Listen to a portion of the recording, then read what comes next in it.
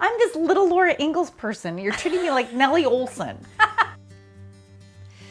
You're listening to The Other 50%, a herstory of Hollywood. I'm Julie Harris Walker. This is the podcast where I talk to successful women in entertainment and hear their stories. This episode is brought to you by the entertainment payroll company, Extreme Reach. They are committed to becoming the most inclusive and diverse payroll company in the business, and you know I love that. Also, they have the most comprehensive suite of tools and services to support all areas of media and content creation, from tax incentive support to accounting software and payroll services. If you are making film and television, you should call them and tell them I sent you.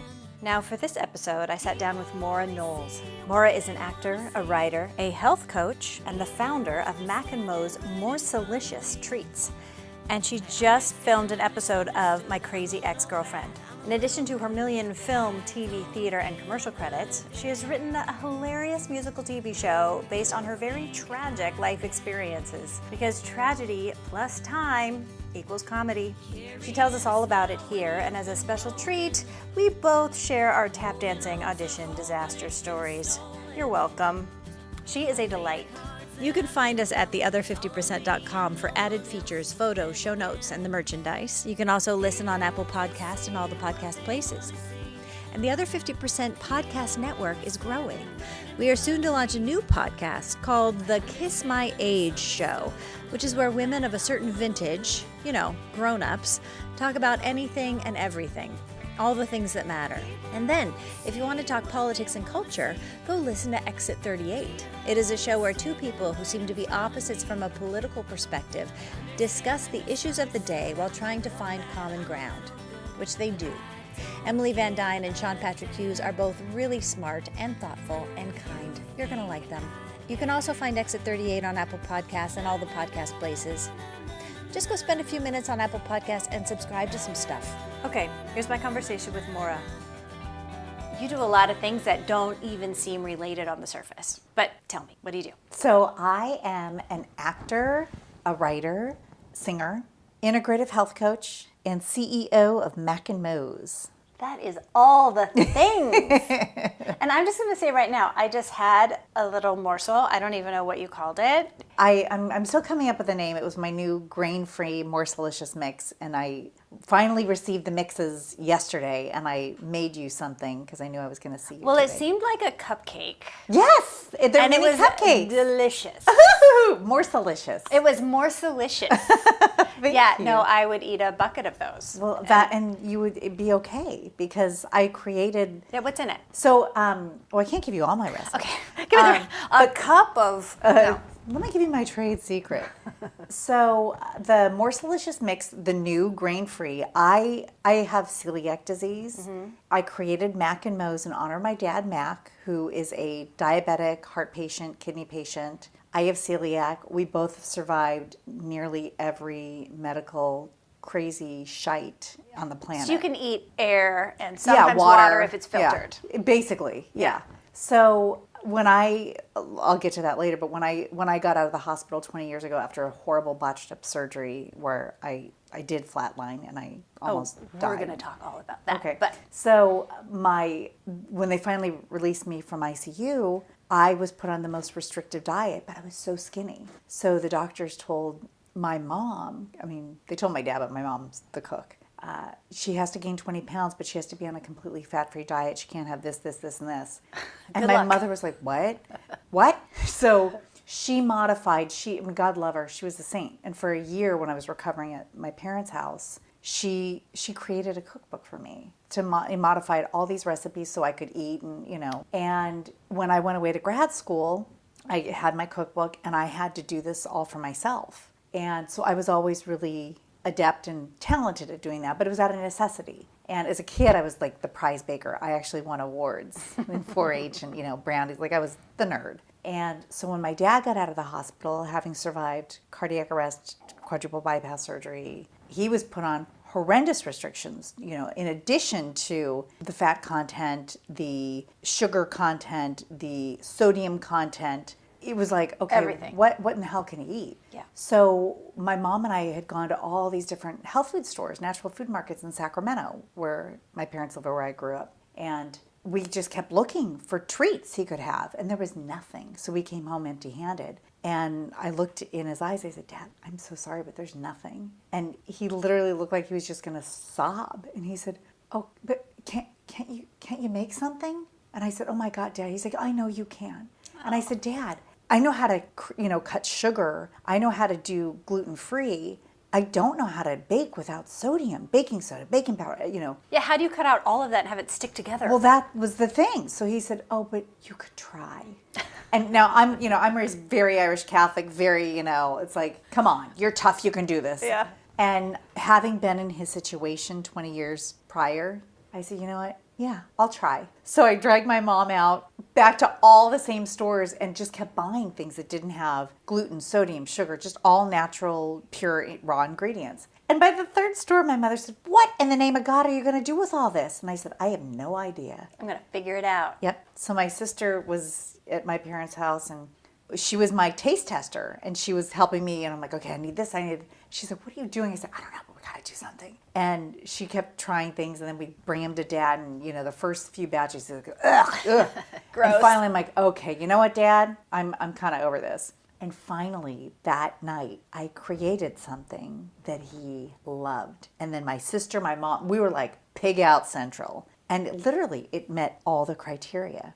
So then I was like, oh shit, I got to write down the recipe. So then I had my sister like, were you keeping track of all the versions? Or well, it got to the point, I was just doing this for him. I didn't know what was going to work. Like, oh no, what did I do? Yeah. So then we went back, and then I did all that. And then I calculated just with math, and I was tutoring at the time, so I was decent at math, and I started calculating all the nutritional analysis. I'm like, I think this is legal for you. I think this is good. Like, oh my God, because I didn't. George, he's done it. By George, yeah. So I made a bunch of them, froze them, and I spent, I think, over a month like helping Mom and my sister with my dad, and then I finally had to come back to LA because I had my acting career. Yeah. And I started sharing some with some friends. And then they started paying me to make them for them. And pretty soon I'm like, oh God, I don't have time to do all this. And one of my friends' husbands gave the morsels, because I call them morsels, because they said, these aren't cookies. Because at the time, my little jingle was,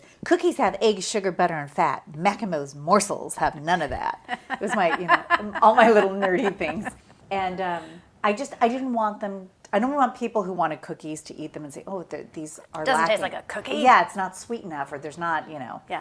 And because I was filling a niche that just, it was needed, but it didn't exist. Mm-hmm. So later I realized why it didn't exist, because it's so freaking hard. Yeah. And expensive, I bet. Expensive, and when everything's perishable and you don't use preservatives, it's, cost prohibitive. And I put it in my fridge. Is that where I should have put it? Woman. Okay. Smart woman. So, and then I get a call from this little store in Westwood, and she said, we want to buy your morsels. And I said, oh, they're not for sale. You're like, how did you know I had morsels? Yeah, and she said, well, we love them. And I said, oh, well, they're not. I mean, I just did it for friends. I did it for my dad. She said, but we want to sell them. So And a business was born. Well, basically, yeah. And so I was pumping gas, swear to God, true story. And I'm talking to my sister, and I said, this store wants to buy them, but I mean, I don't have a business. This is not what I do. And at the time, it was illegal to bake out of your kitchen. Yeah. So my sister said, okay, so I get all the negatives, I get all why you shouldn't do it, but if somebody else does what you do, what you're doing right now, and they're really successful, are you going to be pissed?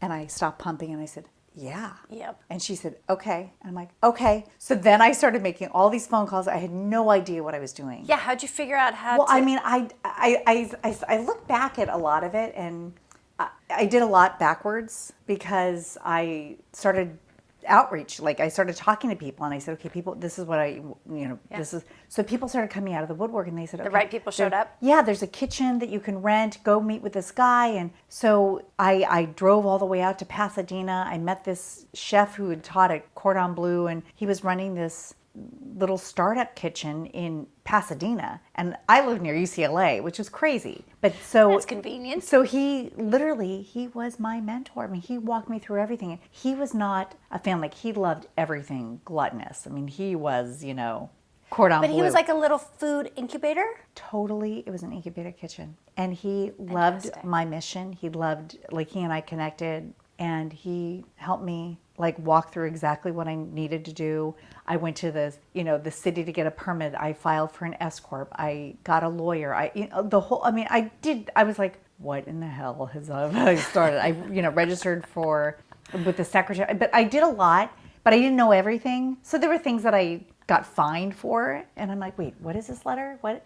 They're like, I gotta have a what? Departments of Weights and Measures. I'm like, what is that? They're like, the Department of Weights and Measures. Like you're under half an ounce of. I'm like, what? There's such a thing, and then they're screaming at me. They said, well, you're in business and you don't know. But I was a one-woman show. I can figure it out. Yeah, and I said, but I did this for my dad. That's all. Don't find me, help me. Yeah. That's exactly what I did, and I had to go, before hearing and the whole thing. Like, really? I'm this little Laura Ingalls person. You're treating me like Nellie Olson.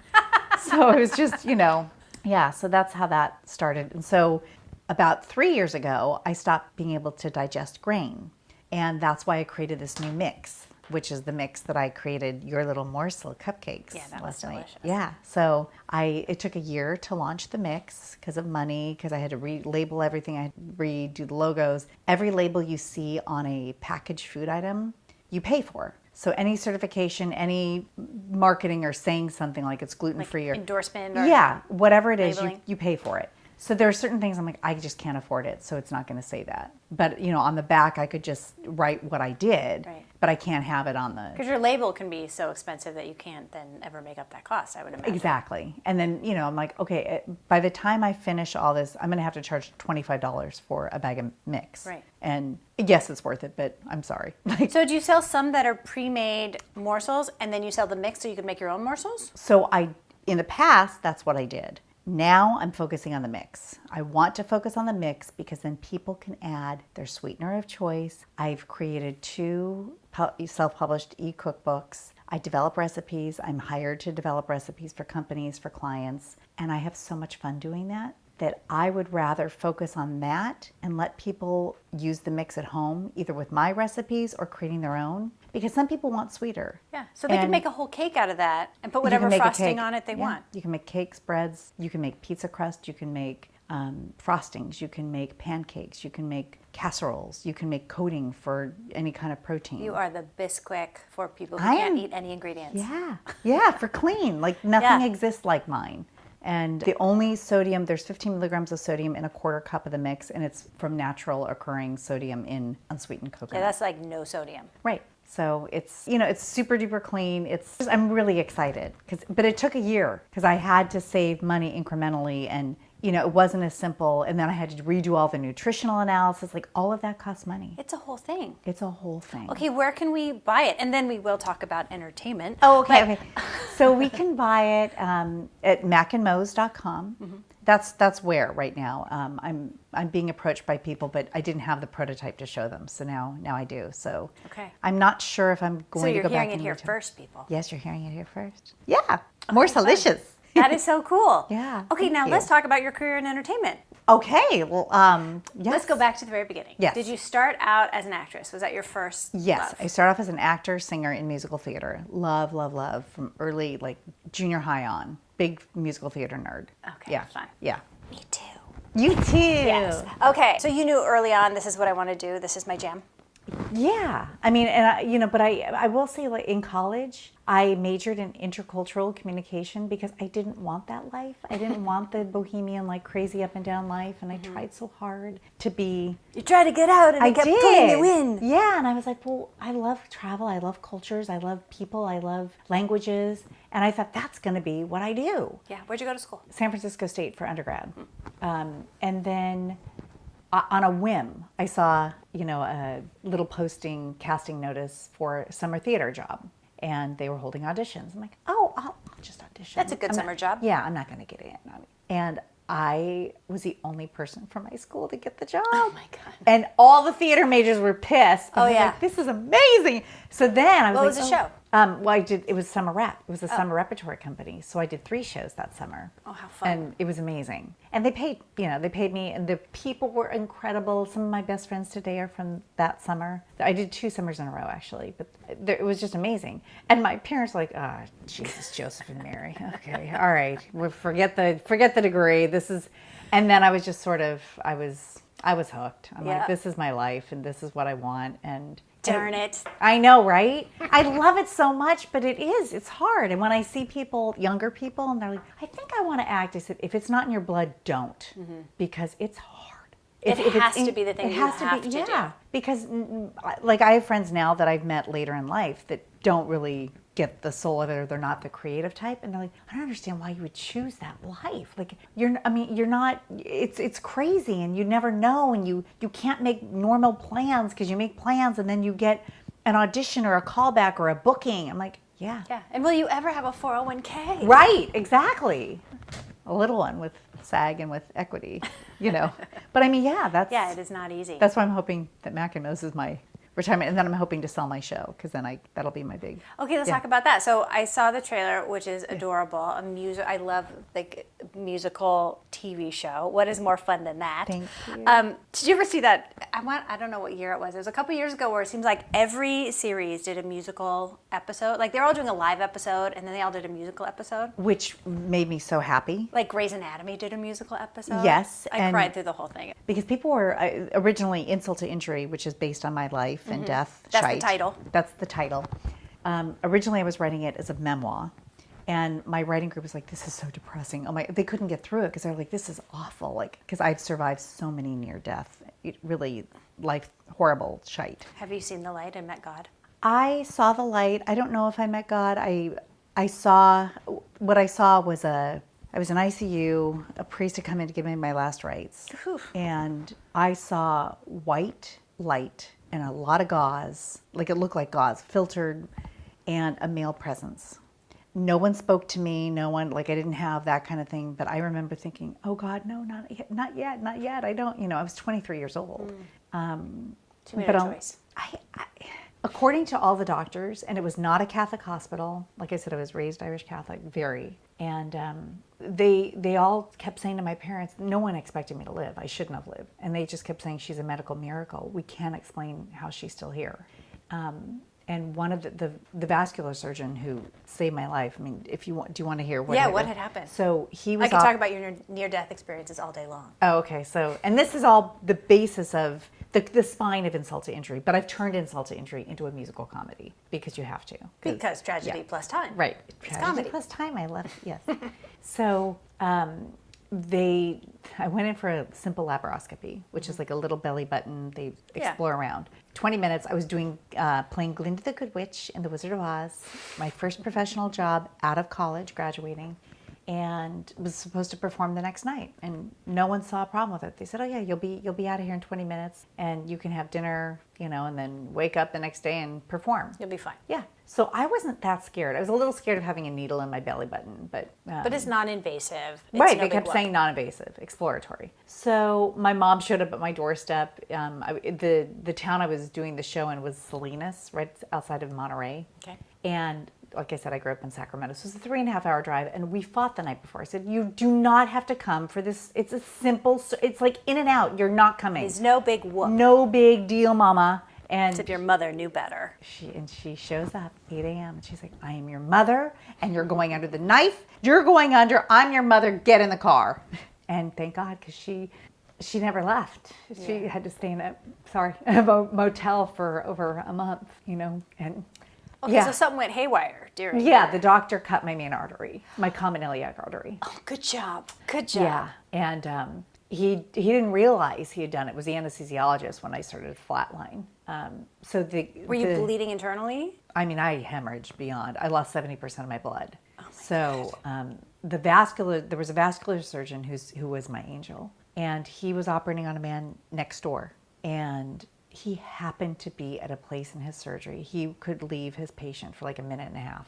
And he left his patient for a minute and a half, wide open, and rushed in to save my life. And he just sliced me, held a breakfast. So I've got an upside down T scar because he had to know where the bleeding was coming from. As soon as he found that it was a common iliac artery, which your aorta is the main artery coming from your heart down, and these two main ones are your iliacs. They go down to your legs. They're the biggest arteries in your body. And he sliced that with the laparoscopic. Yeah, he cut it.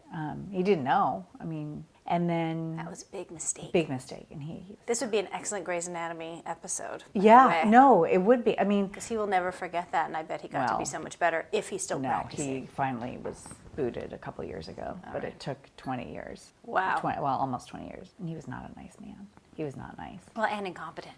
Yeah, it was bad. But the doctor who saved my life was amazing, and he did. He saved my life, and he clamped my aorta, and he started transfusing me, and he started recycling my blood, and I woke up on the operating table. And I remember seeing all these green scrubs and all this red. I didn't know what it was, but I was well aware something went wrong, but I couldn't process. Oh, man. But they couldn't put me back under because I had flatlined. So I was just wide awake for this. With your whole torso open. Everything. And I could feel them inside. They were moving stuff around. I felt I didn't feel pain, but I felt, and my mom said that all I kept saying for the first month, in the hospital was, something went wrong. Oh. So, because I couldn't process. I didn't know what happened. It was so, You just knew this is not right. No, and then finally, when I could start feeling pain, then I was like, oh, and then I wasn't leaving the hospital. Then but it didn't come all together for like over a year, because in pieces were, I don't know if it's like a way of surviving it or just because... You didn't have the whole memory, or they didn't know what had happened? I have full memory of everything, but I couldn't process exactly what, how close to death I was and how I did and I didn't. It's I can't even explain it, but I just wanted to keep hearing what was going on and what was happening, and I had to keep replaying things in my head to understand. When I finally was well enough and went through therapy, she said it's like a PTSD war victim. I was going to say PTSD, yeah. They're trying, you try to figure it all out, but at the time you just have to survive. You go into survival mode, and talk about the pain. I mean, that was just, and everything that could have gone wrong went wrong. So, like, I developed a staph infection, and they had to cut me open again, but they couldn't put me under, so I had to grab the guardrails while they cut me open again. Then they couldn't find the veins, and they were going to put the IV in my foot. I was like, my feet are the skinniest part of my body. I'm like, oh my God. That's painful. And so it got to the point where I'm like, I never thought I would survive any of it. And I kept surviving, and I became this famous case. I mean, my case is in medical journals all over the world, not my name, but the case. Because they said, this little skinny girl, how is she surviving all this? And then I developed pancreatitis. It was just like all this stuff, and then they had to start feeding me through my neck, and I couldn't eat food, and it was like this horrible,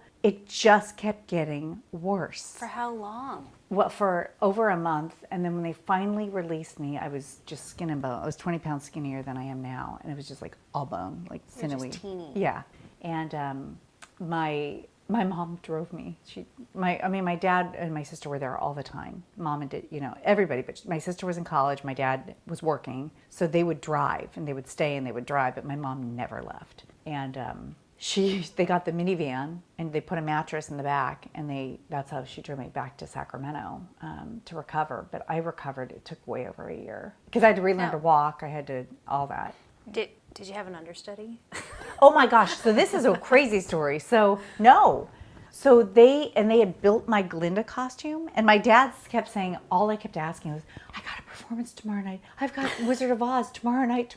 My dad, they knew that if they said I couldn't perform, that I'd start crying, and crying would hurt too much, my stomach, and it would take away my strength, because the doctors told my parents, any exertion she makes, she might just go under again, and we can't bring her back. Yeah. So you have to keep her calm. So they wouldn't say, no, you can't perform tomorrow night. My dad finally said, well, are you sure you want to put that corset on? And I said, Dad, it's a married widow. They're like, that's our girl. She's still, still correcting us.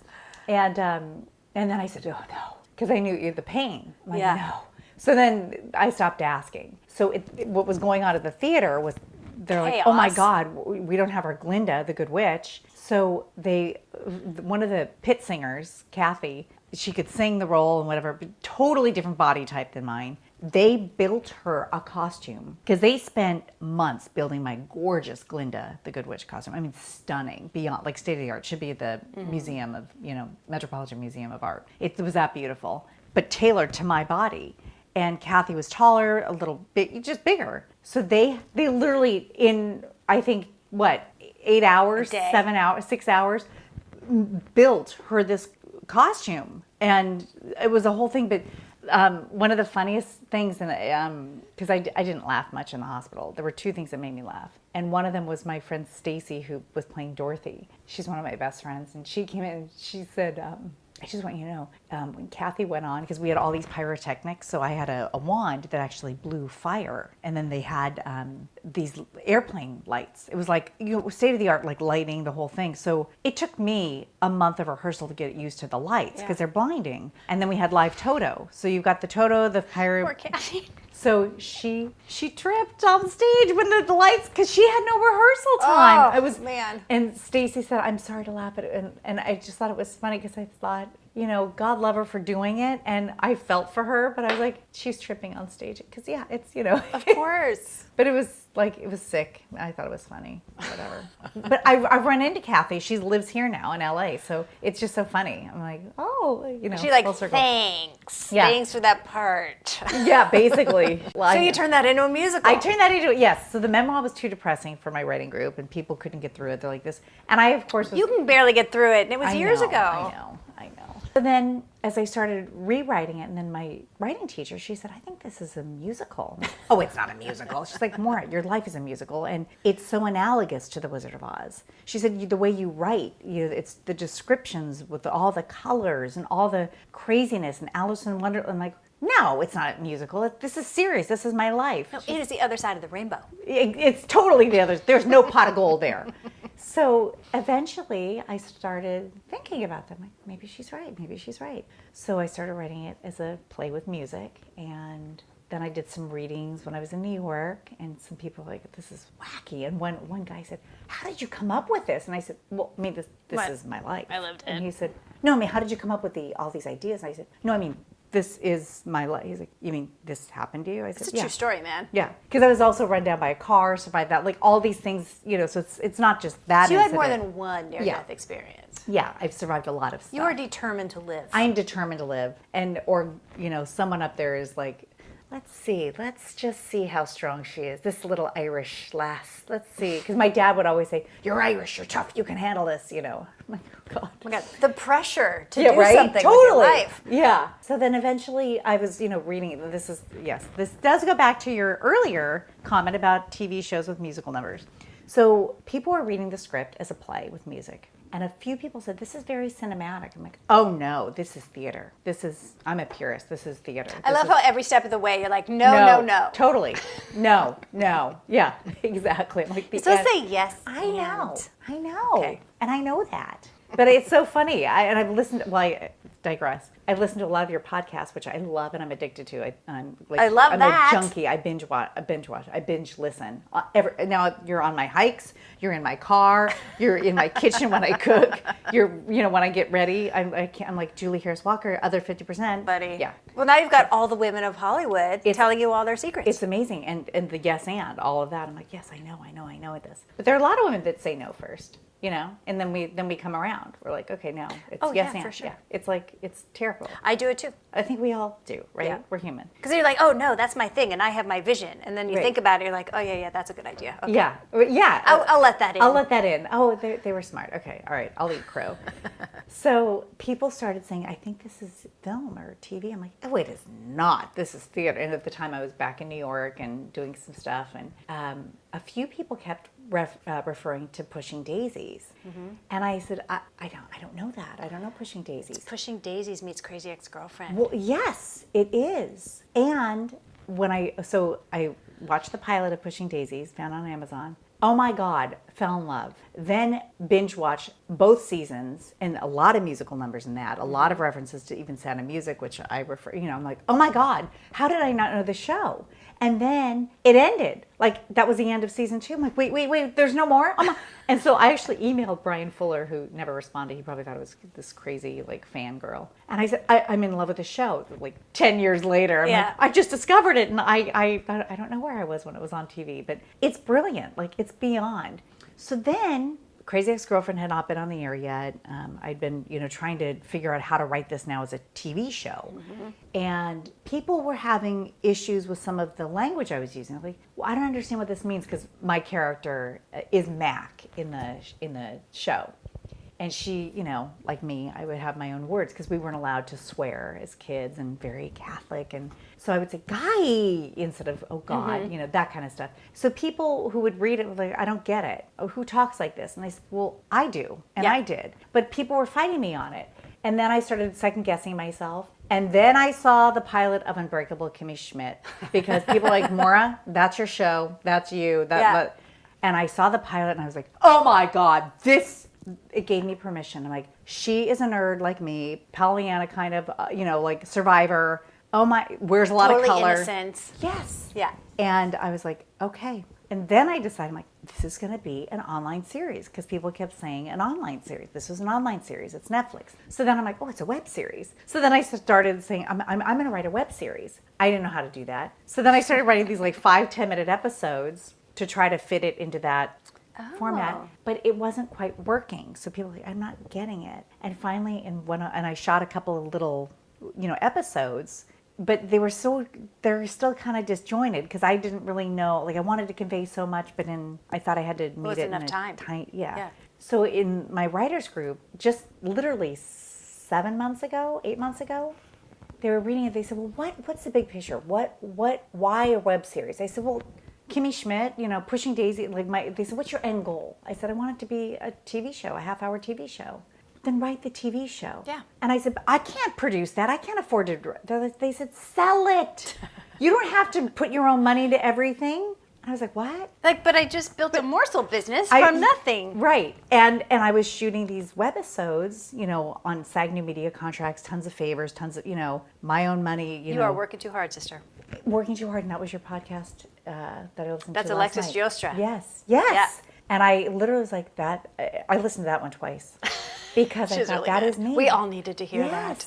Work smarter, not harder. And, yes. And when my writing group said, write the half-hour show, if that's what you want, that was your vision, write that. And all of a sudden, everything clicked, and everybody's like, "That's the script." That's it. Otherwise, you're compromising before you've even put it down. Because I didn't. I say I didn't know what I was doing, and I don't mean to be so self-deprecating. But I'm somebody that just I'm so passionate, right? And I just like, I'm doing this, and I go full throttle, but I'm doing it all alone, right? Because you're thinking, I'm going to do it in my living room all by myself, and this is what I can manage. No. Yeah, so I've realized, and then your podcast, which I said I'm a binger, I have realized I want collaboration more. I want a producing partner. I would love a writing partner. I would love a business partner. I would love investors. Like I do want all that. And I just don't know how to ask for it. I don't know how to find it yet. But that's what I've been realizing. Here's how you ask for it. Okay. I am open to receive. I am open to the following. I am open to receive the following. That's it. Okay, I love it. Okay, thank all right, you. she's open to receive. I'm open to receive. That? Yeah. So that's where I am now, and I have the sizzle reel that I have put together with an amazing editor for Insult to Injury, which you saw. Super cute. Thank you. And I have the pilot written. I've got the whole Bible written. You're ready to go pitch. Are you pitching? No, because I don't really know how yet. Okay. I don't have representation for that yet. Okay, let's get her in the room. You need to just get in the room. Yeah. You're ready. Yeah, I'm ready. And it's because it's women, it's written by a woman, it's a female protagonist. Now's the time. Yeah, so yes. So anybody listening who wants to... You need to go to Netflix, I think. Netflix, Hello Sunshine, Reese Witherspoon's company. Like, there's so many that I keep reading about, and I actually called Reese Witherspoon's company. So ridiculous. And I said, hi, this is so unkosher. I know it is, and I can't believe I'm doing this. But I have written a show that I would love. And they said, well, are you rep by a literary agent? And I said, no. And they said, well, we need it to come from them. And I said, but I have access to an attorney, and I have a talent manager and a talent agent. They said, it has to come from a lit. I'm like, And then, so you need a lit agent. So I need a lit agent or a lit manager. Yeah. Somebody, or a producing partner who is rep that can bring it in. Right. And because I don't think they're going to, and I don't intend to be the showrunner. I want to work with somebody who really knows what they're doing so I can be part of it. That's important. So you need a showrunner. Yeah. Okay. Yeah. Hopefully the right person is listening right now. Yes. You never know. You never know. Okay, cool. Okay, so then Let's talk about your acting career. Okay, so Because I've heard the beginning, and then I've heard where you are right now. And in the middle, you have 1 million credits. Oh, thank you. Well, I came to LA as a musical theater nerd. And yes, LA, the musical theater mecca. But when I moved here, it was like 17 years ago, musicals were not cool at all. No, Glee hadn't happened yet. Oh, no, none of that had happened. So I came to LA and everybody said, oh, you look like a young Debbie Reynolds. I'm like, I know, I've been told that my whole life. Oh, yeah, you kind of do. Yeah. So, but nobody cared. So I'd go into these meetings. I'm like, well, I mean, they said, well, how do you see yourself? I said, well, everybody says like I'm a young Debbie Reynolds, and I'm a musical theater girl. Like, so why aren't you in New York? And I said, well, I want to do film and TV. Yeah, are we doing Singing in the Rain? Yeah, totally. and I said, I'm a throwback. Like, I was born in the wrong era. I should have been, born in the 30s and 40s. Like, everybody said my face looks like, literally, the agents were like, what do we do with this person? Like, we need to make money. We need somebody hip and, hot. And someone get her a plane ticket to Broadway. Yeah, they're like, you're a nerd.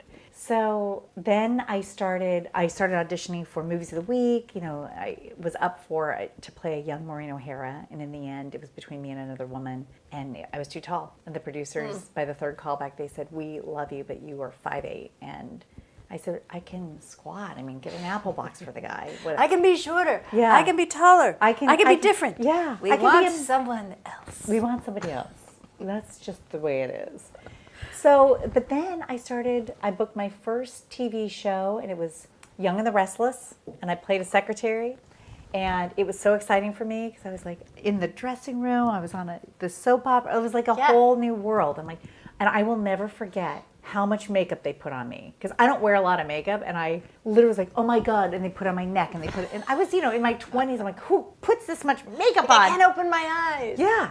And then it was all over the costume, because it was like the neckline. Yeah. And I remember I had to drive to get food after the shoot. Like, I was hungry. I'm like, they're going to think I'm a whore because I was like caked on in makeup. And, this is the Irish Catholic girl talking. I'm like, I didn't look, but I was literally embarrassed. So you're explaining to people in the drive-in, the drive-through? I was just on set. No, I didn't. It's makeup. I was working on a soap.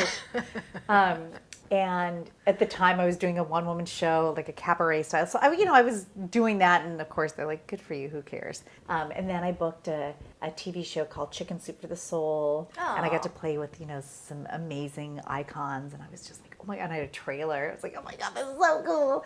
And then, and it was a woman director, and I didn't realize, both my first two TV jobs, were women directors. Amazing. And after that, it was all men. Which is, I've had some women directors, but most of them were men after that. And I didn't realize how awesome it was to work with the women directors and how special that was. You thought, oh, this is how it is. Because I went to all-girls Catholic school in Sacramento. Like, this is normal. Yeah. I just women can do everything. Yeah. Why not? And then as time went on, I started working, and I booked, I did ER and Medium and Numbers and Law and Orders and Special Victims Unit and Providence, like all these different shows. Oh, and I love Providence. I did too. It was just so great. And there was a period I was just going, and working. I was making a living as an actor. I was doing commercials.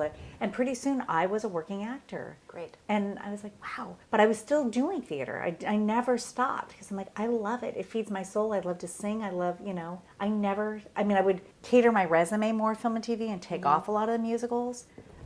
One of the first coaches I had when I came out to coach for a TV show, he literally said, whoa, whoa, whoa, whoa, whoa. He said, take it back. He's like, you can't put that on film. He said, that is like theater. That's Broadway stage. Now, of course, with musical theater coming back to film and TV, it's a different, but it was great because I had to learn to fine tune. Because I'm an animated, like you, I'm animated. So we tend to have bigger personalities anyway. Well, they say you can always bring it in. Right. It's not always, you can't always turn it up. Turn it up. Yeah. So, and then, then life stuff. When my dad got sick, that was my priority. And I don't regret any of it. And then Mac and Mo's took over, and I couldn't do both. I was literally in the kitchen in Pasadena baking morsels. All day, every day. Yeah. Well, and so I was like, my agent would call with a callback in, Santa Monica. I'm like, it's impossible unless they're going to give me a helicopter and shower me because I'm covered in morsel dough and I've got my hair in a hat and the apron. And it just got to the point where my agent said, are you a baker? Or are you a morselist? Or are you an actor? Are you in or are you out? Yeah, and I said, why do I have to choose? So I put acting on the back burner for a little while, and not consciously. It just happened because I physically had to be delivering. I mean, I was in 30 retail stores, so I was doing all my own deliveries. So 4 in the You had morning. a full-time job. Yeah, yeah. But you also had time to write this. Well, that was when I went to New York, because this is the true story. I was singing in a concert at Pasadena Playhouse. It was a reunion concert for a show I had done, which was an amazing show. What was the show? Bear. It was a pop opera, and it started here. Then I went to New York, and after the show, there were like 4 people that came up to me, and they had seen it. They said, "Maura Knowles, why did you retire?"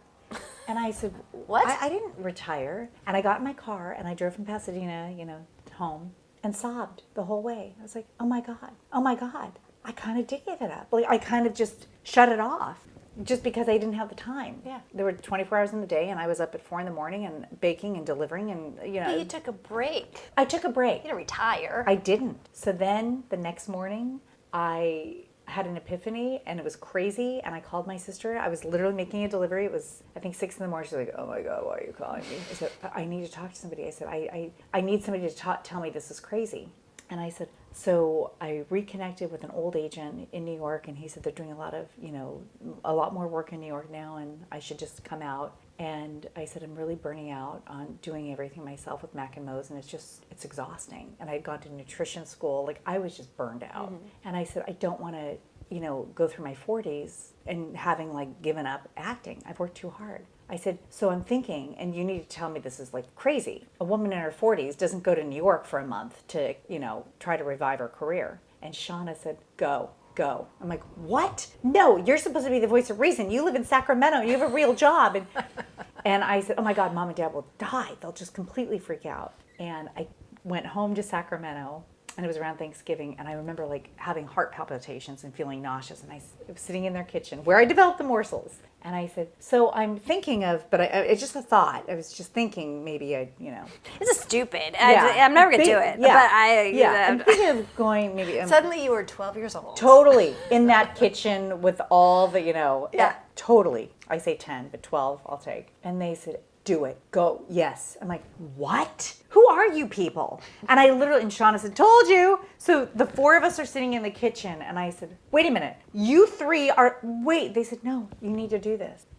And I did, and then I started working, and I started booking more jobs, and then I got into insult to injury, got into this festival. Like, all this stuff started happening, and then I realized, oh God, my sublet, like, I don't have another place to live, but I can't leave. Like, I was in New York, and then I ended up staying in New York. I was subletted, like, apartment after apartment after apartment, month after month. I mean, I moved more times. It was a nightmare. And I did that. I ended up there, I want to say almost 2 full years, literally moving apartment, like, out of suitcases and boxes. It was insane. But I revived that part of me, and it was crazy, but I don't regret it. No, and you listened to you didn't listen to your gut, but everybody else listened to your gut, which made you do it. Yeah.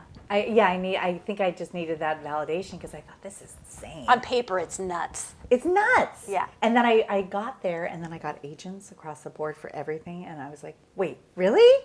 I mean, it was because I would sit in the meeting and say, I know this is crazy, I'm not delusional, but I know I'm a white woman in my 40s, and like, hello, who cares? And like, hey, lady, I don't know if you've heard, but it's the year of the woman. Yeah, well, but this is before the year of the woman. Yeah, now it's me too. I'm like, yeah. Hello. But so it was awesome. And then I just started. And how fun. Yeah, and I was, reinventing and creating, and it was amazing. And then I came back here eventually because my place is here, and New York is so crazy expensive. I mean, it's so expensive. I was literally subletting $2,000 a month for, can I say shit on here? Yeah. Shite holes. I mean, 300 square feet, 5-floor walk up. Oh, it's bananas. Ridiculous. Broken toilet seats. I mean, it was just, you name it. It was just, it was insane.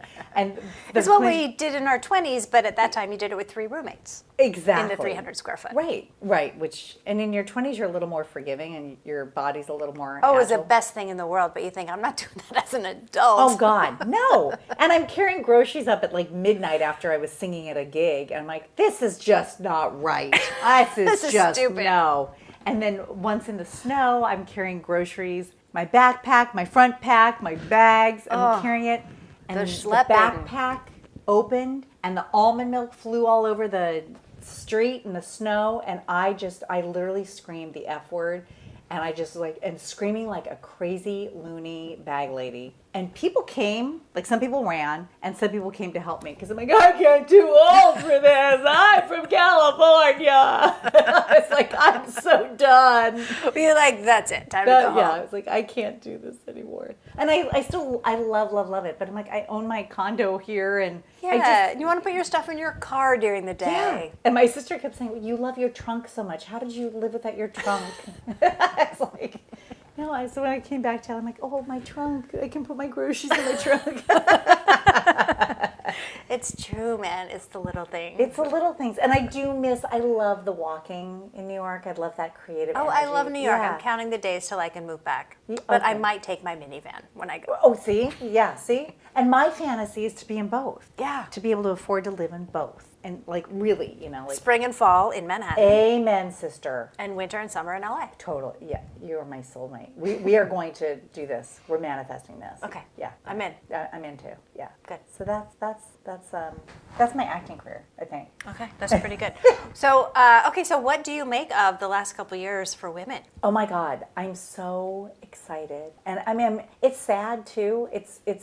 But it's way beyond time, beyond time. And finally, there's validation. Finally, we're being heard, and finally, people are acknowledging, no, it's not okay for all this stuff that's been going on. It's not okay, and that's not normal. And no, we are not second-class citizens. We should not have to suck it up and just deal with it because that's the way it is. It still makes my stomach turn, and there's some people that'll say, oh my God, can you believe that story? And some people now say, I'm not surprised anymore. And I'm still not jaded to that point, but I get it.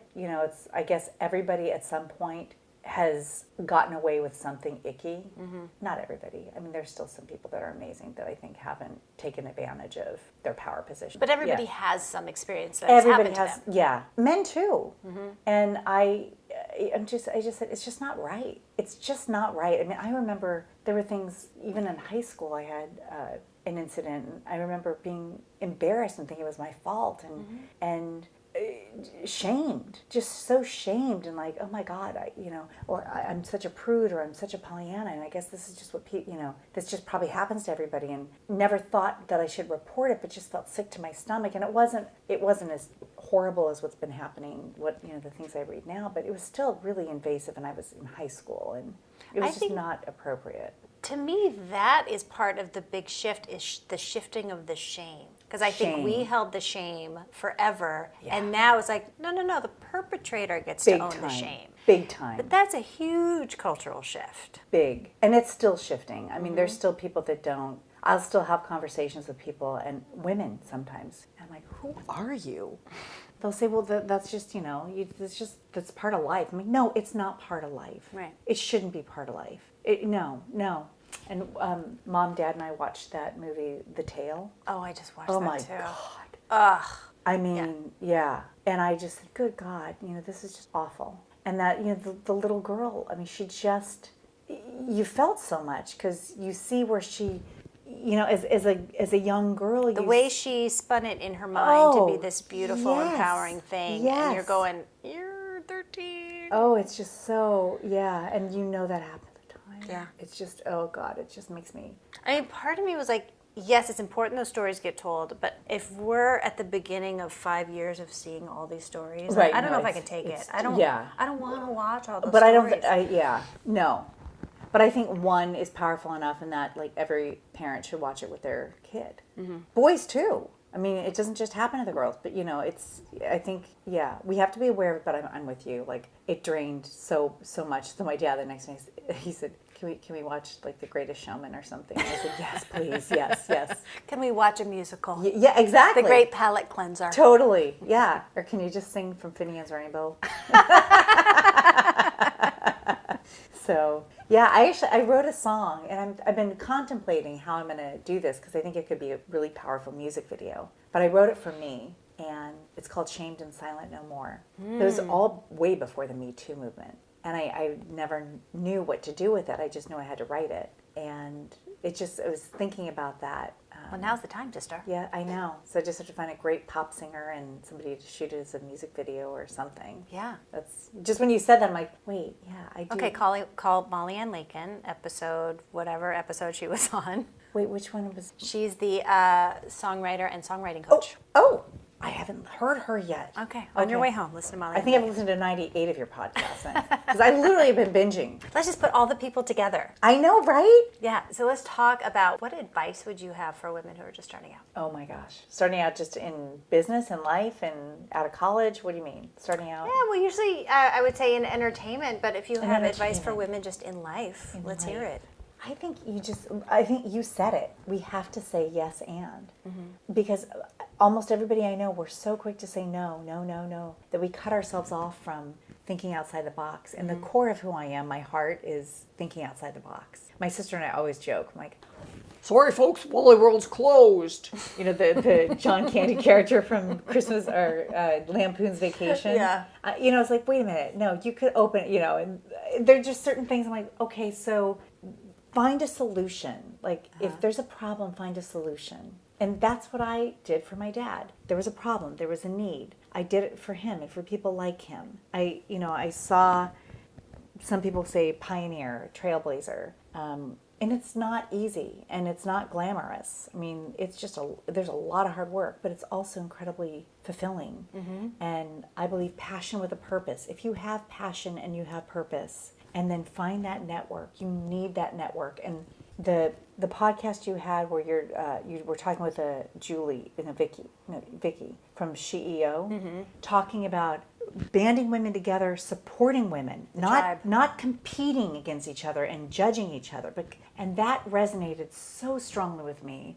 Oh, and she said, usually when someone gives an idea, everyone else's job is to knock it down. Right. Yes. So let's do the opposite. Let's How do the can opposite. We make that work? And so for women, like, find your people, because that community and collaboration is so key. And I'm now realizing how much I crave that, and I need that to go to my next level and to be happy, to be well-rounded. And then you don't have to do all the heavy lifting yourself either. I'm finding out the same thing myself. And I think when you said that about the no versus yes and, I think the no may come from a position of, I have to be in control of everything I'm doing, and I know I only have this much bandwidth. Yes. But when you say yes and you say yes to collaboration, suddenly there's more people to do all the things that need to be done. Yes. And more perspectives. I mean, like you said, I kept saying, no, this is a memoir. No, this is a play. No, I would love to be in a writer's room and have this collaboration, or a conference room where I'm bouncing ideas and they're bouncing ideas. Like, we're collaborating, bouncing ideas, building something together. Because I'm in my, office a lot in my head. And then I'm like, I'm a social person, so I burn out. I'm like, I don't know if this is good. And I'll get distracted, or the phone will ring, or I have to go cook something or make something. It's so hard to know if what I'm creating or thinking works. Right. And I second guess myself. I think most of us do. And like I was saying about even insult to injury, when I was writing, my quirks, my character, colloquialisms. And people were like, I don't know, who talks like that? And then I started second guessing. I'm like, oh God, you're right. Okay. And then I started trying to gentrify it, I guess, and make it more, normal. Yeah, but you know what? As Andrea Quinn says, they're just not your people. They're not my people. So find your people, and they're totally going to get it. And you're right. And you can't please everybody. And my mother, from childhood on, always said, you have to ask. The answer's always no. If you don't ask. Yeah. If you don't ask, the answer's always no. What's the worst that can happen? What is the worst that can happen? Well, I'll be embarrassed. They'll laugh at me. Okay, you've been laughed at. You've been embarrassed. But you know what? They don't even know you. So who cares? Yeah. So that's my advice. And it's hard. I mean, I don't know if it's tangible, but I think definitely finding a strong support group. And if people are coming out to LA or New York, definitely have some people will disagree with me, but you have to have a job. You have to have some kind of whatever that is. Like, I did makeup artistry, I did assistant work, You got to support yourself. You have to have money, because if you're so stressed out about paying your bills, that's going to come off in meetings, it's going to come off in auditions. Well, you'll walk into an audition and you'll smell of desperation. Yeah. And you'll smell because you don't have a shower. But yeah, exactly. Yeah. Because no one wants that. No. And it's not healthy. So, and then you put too much on it. And then you can't let go. Right. Yeah. So those would be, I think that's in just having a strong community.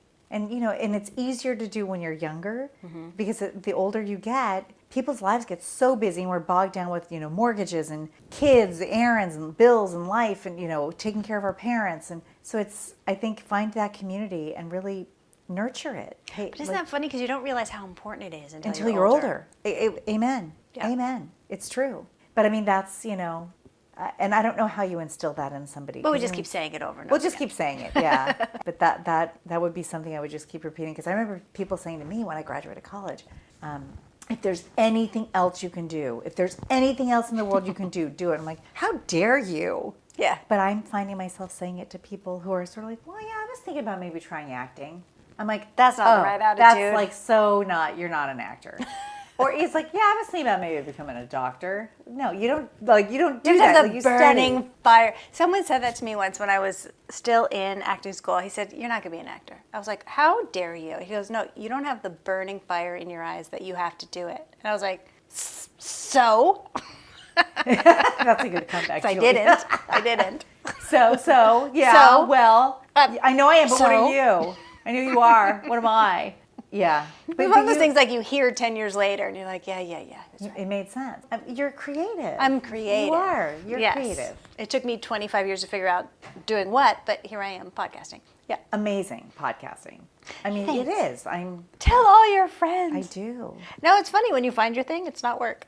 Exactly. It's the funnest thing ever. So I was at the doctor's yesterday and they asked me, they said, what are your hobbies? And I said, hobbies. And literally that was and I said, no, I'm a really well-rounded person. Because I said, I'm not a boring person. Because I couldn't come up with it. I said, well, hiking. I said, wait, I love to bake. I love to act. I love to sing. I love to write. And I said, but those aren't hobbies. Like, that's my profession. It's my occupation. Yeah. And they're like, no, but what are your hobbies? I said, well, I guess I love what I do. I just need to make more money doing it. Yeah. I said, but that's my profession. I never know how to answer that either. I'm like, tennis? Is that a hobby? All right. Well, I would say that's a hobby, unless you're... That's what I say now. I just say, I play tennis. You're so fancy. You're so fancy. Well, I broke my leg playing tennis last year. I haven't really played since. But God. I had a sports injury. That's like insult to injury. You have to be on one of my episodes. Yeah. Totally. Oh, for real. And you know what the worst part was? Is I'm laying on the thing waiting for the firemen to come, fire department, going, fuck! Man. You know what I was so mad about? Tap dancing. Because I was taking tap classes 4 times a week, and I knew I wouldn't be able to tap anymore because the stupid tennis broke my ankle. And tap is way better than tennis. Way better. Oh my God, that is... I was mad about the tap. Oh, that so sucks. Yeah, that so sucks. Even though I am fully aware what it looks like for a 47-year-old woman to be tap dancing. Beautiful. I have no illusions about that. Right, beautiful. Oh. I love it. No, I love it. I love it. I met one of my best friends to this day, at a callback for a musical. We were both singers. We were called back, but it was a tap callback. And it was like, big gig. And there were serious tappers in that room. Yeah. I had never I tap danced in one show in high school, Babes in Arms. Never took a class, never, I was not a tapper. Didn't own tap shoes. So I showed up in my character shoes and I was, tall and lanky. So I stood out. Yeah, like who's the Rockette? Yeah, and I sucked. I laughed my way through the whole combination. And I found my little friend Jenny, who's like 4'11". So here I am, like the tall lady. She could hide in the back. I stood out. So I'm like, oh my God, she's as bad as I am. So I inched my way over to her, and we just howled through the whole callback. We howled. We were cut eventually. Hilarious. But I mean, these women were serious. Like, they were like Rockettes.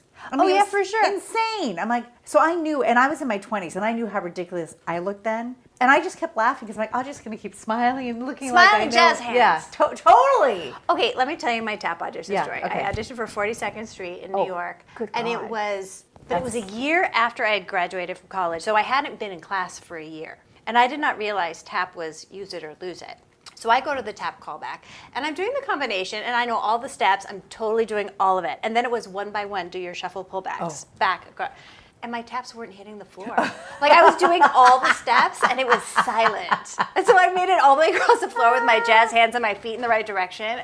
You were a sound. You're silent film star. Oh my God, it was ridiculous. That's hilarious. I was laughing so hard. I was like, I swear I know how to do this. See, but I wouldn't even know how to do that. I know how to do a shuffle ball change and a shuffle off to Buffalo. If they said do a shuffle back, whatever you just said. I don't even remember. Yeah, I would be like, oh my God. Oh yeah, I knew how to do it. I could do it in a crowd. Yeah, but that's amazing. Like you still would have beat me out of that audition. Oh my God. Well, I also got cut from that audition. See? Comedy. Comedy. Thank you so much. Thank you so much, Julie. Oh my gosh, it was a pleasure. You've been listening to The Other 50%, a Herstory of Hollywood. I'm Julie Harris Walker. I'd like to thank Maura Knowles for sharing her story. If you'd like to find out more about Maura, go to her website, Maura M. Knowles, that's MAURA_KNOWLES.com, or macandmose.com, MACNMOS.com. And special thanks to Jay Rowe, Danny Rosner, and Allison McQuaid for the music. Please find us on your favorite podcast provider and leave a review. And of course on our website, theother50%.com, all spelled out, for added features, bios of our guests, and the merch. You can also follow us on all the social media platforms, and also go subscribe to Exit 38 and the Kiss My Age show, where episode 1 releases today. Go get it. Thanks for listening. See you next time.